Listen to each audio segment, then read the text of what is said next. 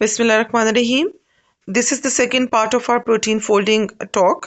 शेपेरोनिन के बारे में हम डिस्कस कर रहे थे, तो let me revise it that chaperonin proteins are the ones which assist in the proper folding. और जब हम प्रोकैरियोट्स में स्पेसिफिकली बात करें तो there are two proteins, GroEL and grow E S. ये दोनों मिलकर असिस्ट करती हैं प्रॉपर प्रोटीन फोल्डिंग के लिए। और इसके लिए हमारे पास ग्रो ई एल में दो चेम्बर्स हैं। अगर आप इसकी फिगर देखें तो ज़्यादा क्लियर हो जाएगा। सो आप इस फिगर में देख सकते हो कि हमारे पास इसमें जो नज़र आ रहा है आपको हेप्टेड है, 7 इसके बीच में हमें नज़र आएंगे पॉलीपेप्टाइड्स जिनकी हेल्प से ये बनी हुई है।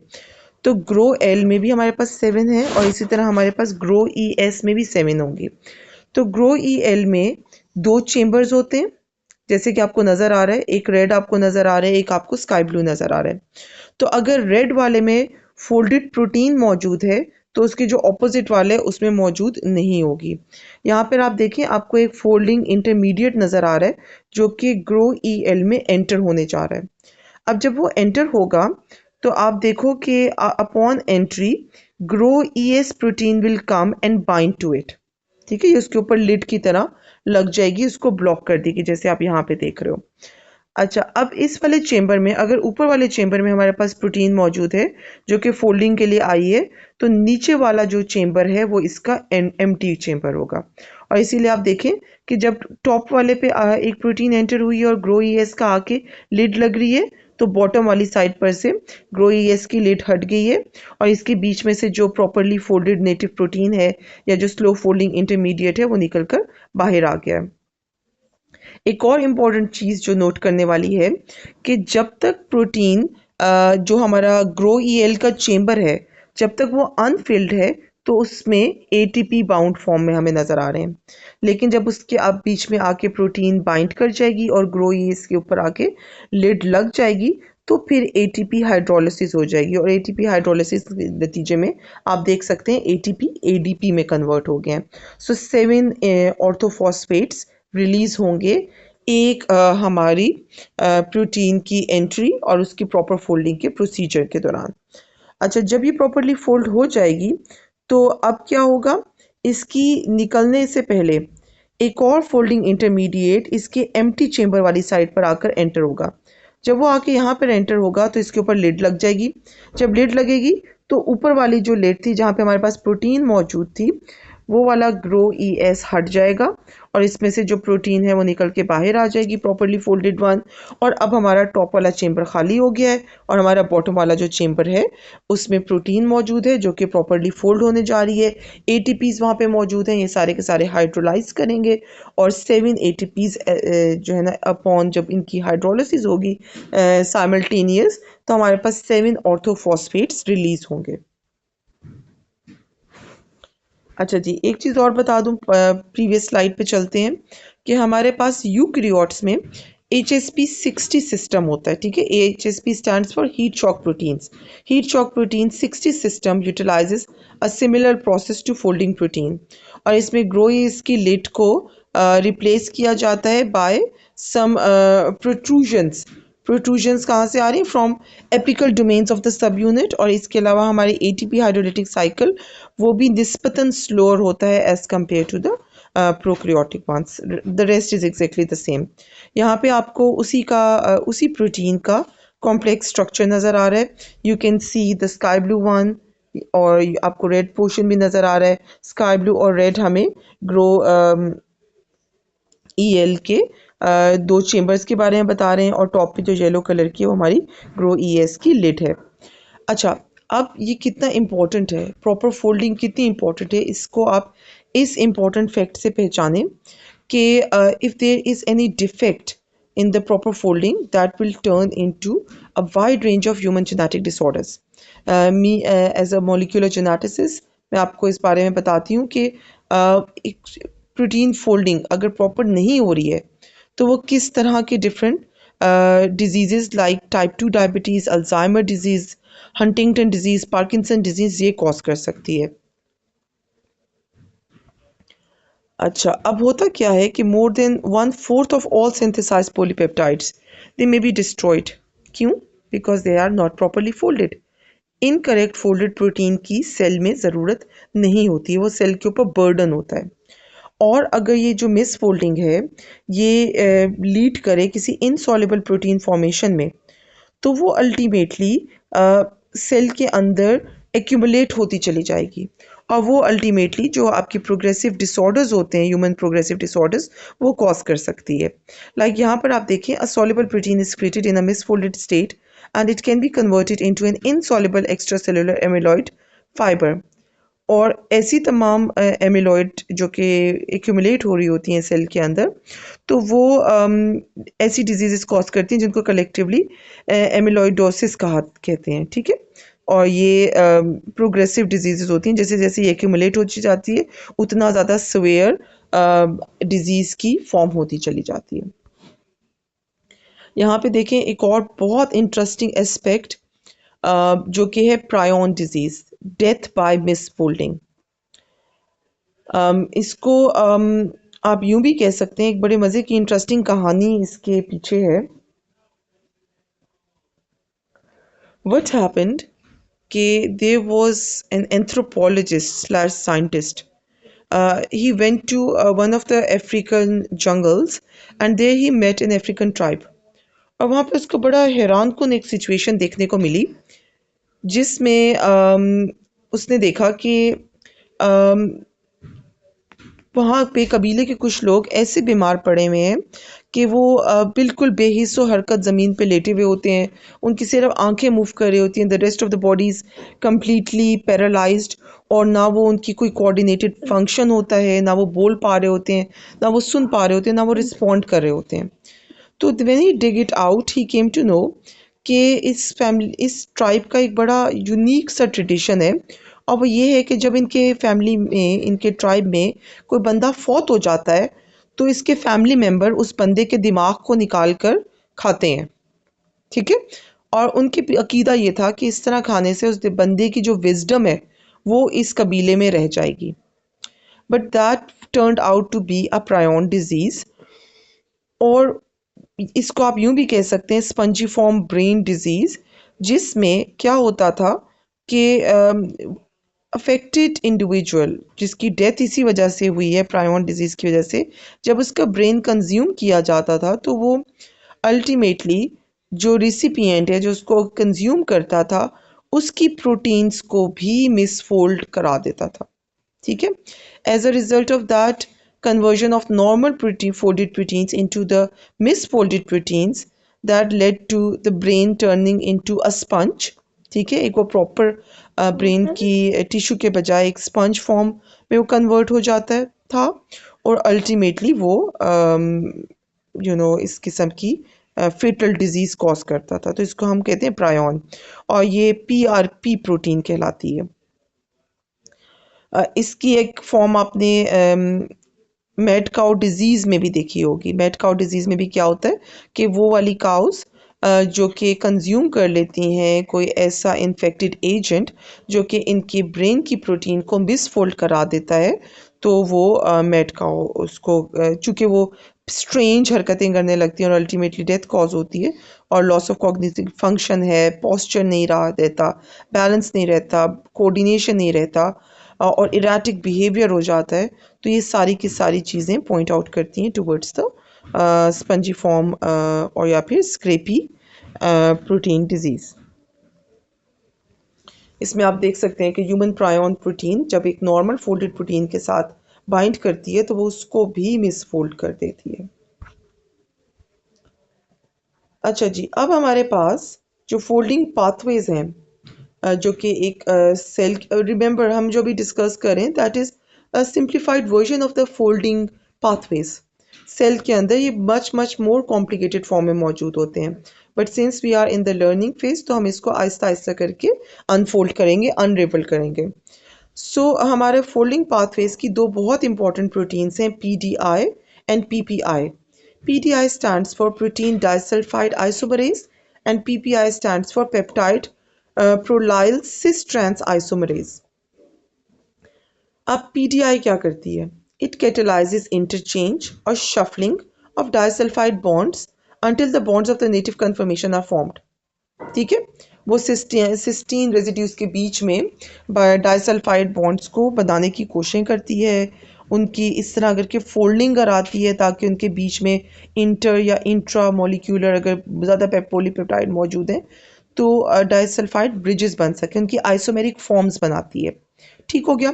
सो इसकी कैटालिसिस अल्टीमेटली उन इंटरमीडिएट्स को रिमूव कर देती है, एलिमिनेट कर देती है जिस पे रॉन्ग डाइसल्फाइड ब्रिजेस बने हों, क्योंकि wrong disulphide bridges will ultimately lead to non functional protein. तो उसको फिक्स करने के लिए हमारी पीडीआई रोल प्ले करती है। दूसरी तरफ हमारे पास पीपीआई है, पेप्टाइड प्रोलाइल सिस ट्रांस आइसोमरेज। नाम ही आपको बता रहा है कि ये सिस ट्रांस आइसोमर्स जो प्रोलीन रेजिड्यूज को इन्वॉल्व करके बन रहे होते हैं उनकी इंटरकन्वर्जन में रोल प्ले करती है। ठीक है। बेसिकली ये एक स्लो स्टेप है इन द प्रोटीन फोल्डिंग, जिसमें जो प्रोलीन के पेप्टाइड बॉन्ड्स बन रहे हैं सिस कन्फर्मेशन में, वहाँ पे वो उसको एक्सपेडाइट करने के लिए उसके हेल्प से एक प्रॉपर प्रोटीन फोल्ड अचीव करने की लिए यूज़ होता है। ठीक है। हमारे पास दो तरह के प्रोलीन आइसोमर्स यहाँ पर आप देख सकते हैं, एक सिस फॉर्म में है और एक ट्रांस फॉर्म में है। ये जो आपको पिंक कलर की नज़र आ रही है ना लाइंस, जो कि पेप्टाइड लिंकेजेस को बता रही हैं। ठीक हो गया।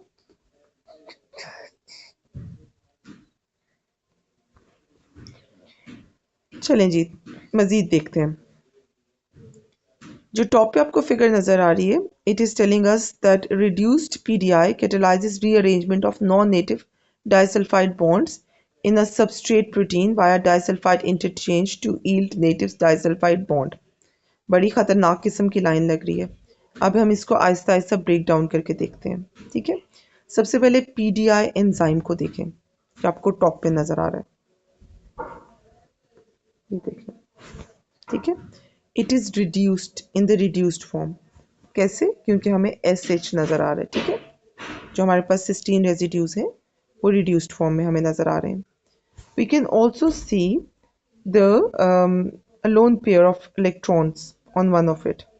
अब ये जो lone pair of electrons हैं, they will go and they will act on, they will attack ये जो disulfide bridge आपको नज़र आ रहा है in between the polypeptide chain।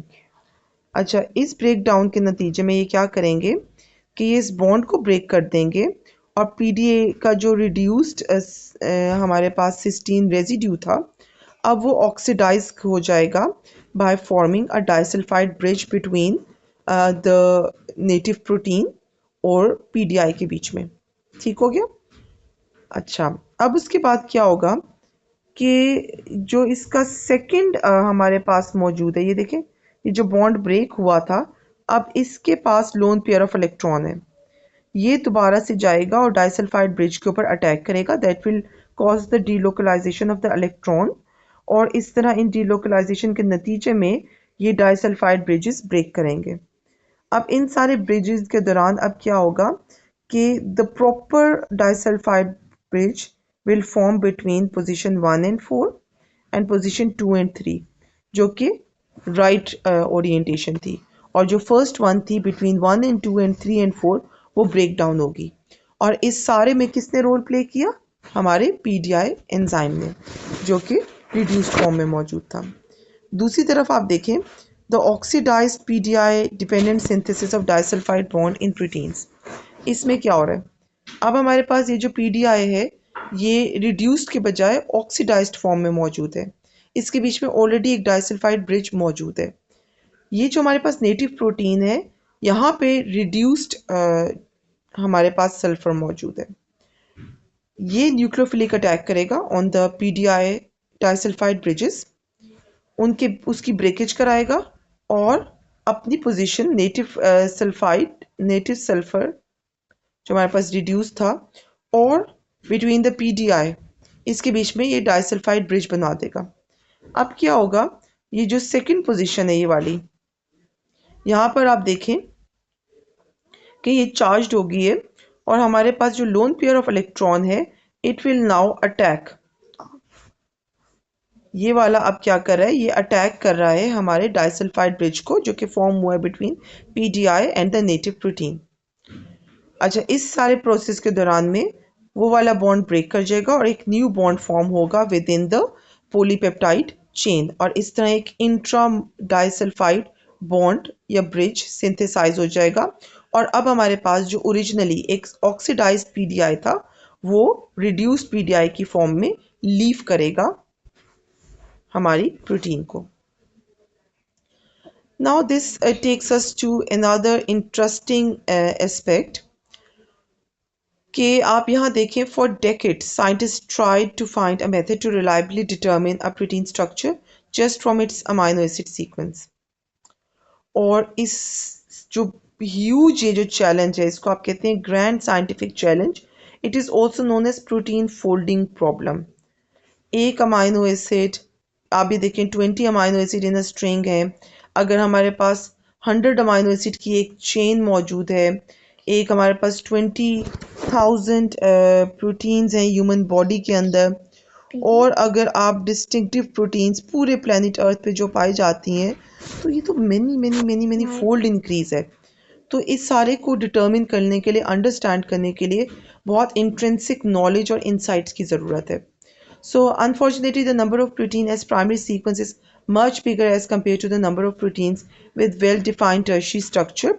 और जो well-defined tertiary structure वाली proteins हैं, we can study them with X-ray crystallography and NMR techniques। लेकिन जो हमारे पास सिंगल सीक्वेंस है, जो इसका प्राइमरी सीक्वेंस है, उसके लिए आप ये वाली टेक्निक्स अप्लाई नहीं कर सकते। So that takes us to how to predict a proper three-dimensional protein structure. Again, it is a great challenge, और इसीलिए protein structure prediction is a very important field of bioinformatics. And every day, rapid progress is being made. Robust algorithms are being designed, produced, ताकि हमारे पास properly हम protein structure को predict कर सकें। कुछ methods यहाँ पे गिवन है। आपको चॉ-फेसमैन मेथड नज़र आ रहा है, कंपैरेटिव होमोलॉजी मॉडलिंग नज़र आ रही है, फोल्ड रिकग्निशन नज़र आ रहा है जिसको आप थ्रेडिंग भी कहते हैं, डी नोवो स्ट्रक्चर डिटर्मिनेशन नज़र आ रही है, और एंड में आप कैस देख सकते हैं, critical assessment of protein structure prediction. First जो मेथड में क्या होता है कि आप सेकेंडरी स्ट्रक्चर को प्रिडिक्ट करते हैं अमाइनो एसिड सीक्वेंसेस को देखते हुए, और इसके लिए डिफरेंट एम्पिरिकल टेक्निक्स हैं। आप सिंपली क्या करते हैं, आप आइडेंटिफाई करते हैं कि स्ट्रेच ऑफ अमाइनो एसिड जो कि अगर अल्फा हेलिक्स को फेवर कर रहे होते हैं, अगर वो एक स्ट्रेच में मौजूद हैं तो वहाँ पे अल्फा हेलिक्स बनेगा। अगर एक स्ट्रेच में बीटा शीट को प्रमोट करने वाले, फेवर करने वाले अमाइनो एसिड मौजूद हैं तो वहाँ पे बीटा शीट बनेगी। तो इसके ऊपर बेस करके आपका चॉ-फेसमैन मेथड होता है। होमोलॉजी मॉडलिंग में आप क्या करते हैं, आप टर्शियरी स्ट्रक्चर को प्रिडिक्ट करते हैं। कैसे? आप उनको कंपेयर करते हैं with the known proteins super families, और आप कहते हैं अगर 30% तक इनकी आइडेंटिटी मैच कर रही है उन प्रोटीन्स के साथ, तो there is a fair chance कि ये वही प्रोटीन फैमिली से बिलोंग कर रही हूँ और वही फंक्शन परफॉर्म कर रही हूँ। थर्डली, जब हम फोल्ड रिकग्निशन थ्रेडिंग के वाया करते हैं तो हम उन प्रोटीन्स के लिए करते हैं जिनकी कोई एपरेंट होमोलॉजी ना हो नॉन स्ट्रक्चरल प्रोटीन्स के साथ। ठीक हो गया। और फिर हमारे पास आ गया डिनोवो स्ट्रक्चर डिटर्मिनेशन में we go for folding topologies with 20% success, और हमें इसमें एक्यूरेट एटॉमिक मॉडल्स मिलते हैं, बट देखें इसकी परसेंटेज बहुत लो है, ओनली 20%। कैस में अगर आप देखें तो काफ़ी decades, 3 decades ago scientist interested in protein folding, they formed a community forum, उन्होंने बनाया और फिर they discuss different structures together. आप यहाँ पे देखें alpha fold protein structure database exist करती है जो कि 3 डायमेंशनल मॉडल प्रिडिक्शन के लिए है, और 2021 में जब इसका फर्स्ट रिलीज़ हुआ तो इसने ह्यूमन प्रोटियोम, प्रोटियोम होते हैं collection of all the proteins, ome का वर्ड होता है कलेक्शन के लिए, तो इसने 3,50,000 स्ट्रक्चर्स को इसकी डेटाबेस में मौजूद थे, and they were based on the 20,000 known proteins which are expressed in the human body. और इसके अलावा इसमें 20 और एडिशनल ऑर्गेनिजम्स मौजूद हैं which include yeast, fruit fly and the mouse, जो भी हम as a experimental model use कर रहे होते हैं।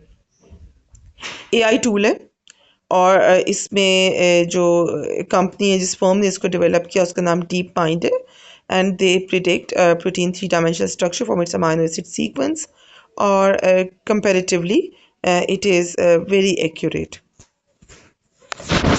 You can also go to the website and tell me कि अभी करंटली, बल्कि आपकी असाइनमेंट है, आप मुझे बताएंगे कि टू डेट अभी हमारे पास जनवरी 2025 में कितनी प्रोटीन्स के स्ट्रक्चर्स उसमें उन लोगों ने अचीव कर लिए हैं. Now let's see what is known about proteome. अगर हम अल्फा फोल्ड को ही देखें तो हमारे पास होमोसेपियंस के मौजूद हैं, हमारे पास एरेप्टोप्सिस के हैं, ईस्ट के हैं, सेक्रोमाइसिस सेरेविसाई, स्टेफाइलोकोकस ऑरियस के मौजूद हैं, माइकोबैक्टीरियम ट्यूबरक्लोसिस के हैं. और इसके अलावा ये जो रेवोल्यूशन है it is like rapidly progressing. और आप जो है ना, आई विल अप्रिशिएट अगर आप इस टेक्स्ट को पढ़ेंगे और मुझे एक छोटी सी असाइनमेंट बना के देंगे, ठीक है. और इसके अलावा आपने मुझे बताना है कि जनवरी 2025 तक इसमें कितने percentage of the protein of coming from Homo sapiens या फिर और ऑर्गेनिजम्स की इसमें आ चुकी हैं. ठीक हो गया.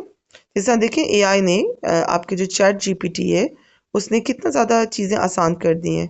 सिमिलरली साइंटिफिक वर्ल्ड में भी एआई एल्गोरिदम आर्टिफिशियल इंटेलिजेंस की हेल्प से जो रिसर्च है उसको भी फैसिलिटेट करने की बहुत ज़्यादा कोशिश की गई है. With this, we end our protein folding talk. That was the second and the last part of our protein folding.